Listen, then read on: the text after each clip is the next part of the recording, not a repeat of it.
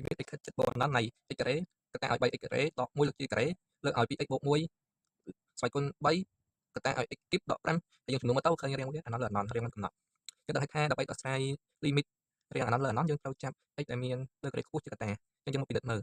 ពីខាងនេះ x ការ៉េអានេះ x ការ៉េទៀតហើយលើកជាការ៉េទៀតវា4គុណនឹង2ទៀតវា6អញ្ចឹងលើការ៉េវាខ្ពស់6អានេះវិញ x ស្វ័យគុណ3វាបាន x ស្វ័យគុណ3ហើយនេះ3ទៀត3វា6វាចាប់ពីមាន x ខិតចិត្តបូកអណ្ដាន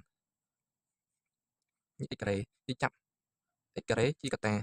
ស្មើ3ដកឲ្យ1លើ x ការ៉េហើយលើកជាការ៉េនេះយើងចាប់ x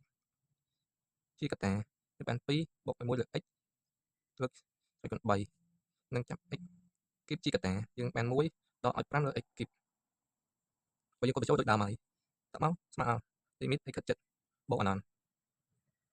យើងដឹងហើយ x ការ៉េប៉ះការ៉េជាមកបាន4អញ្ចឹង x ការ៉េគុណឲ្យ x ស្វ័យគុណ4កតាឲ្យ3ដក1លើ x ការ៉េហើយគុណការ៉េអានេះ x ស្វ័យគុណ3អញ្ចឹងបាន x ស្វ័យគុណ3កតាឲ្យ2បូក1លើ x ស្វ័យគុណ3នេះ x ស្វ័យគុណ3ដល់ដដែលបាន1ដកឲ្យ3លើ x គីបអានេះស្មើលីមីត x ខិតចិត្តបូកអណ្ដាន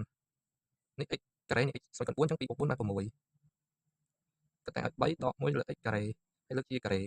នេះ3អានេះ3 6កតាឲ្យ2បូក1លើ x ស្វ័យគុណ3កតាឲ្យ1ដក3ដក5លើ x គីបយើងបានយើងសម្រួលទៅសម្រួលនេះអស់យើងបាន3ដកឲ្យ0លើកជាការ៉េលើកឲ្យ2បូក0លើកជាស្វ័យគុណ3ដកឲ្យ1ទៅកតាឲ្យ1ដកឲ្យ0យើងបាន3ការ៉េវា9ហើយ2ស្វ័យគុណ3វា8 8គុណ1ដល់8ចម្លើយ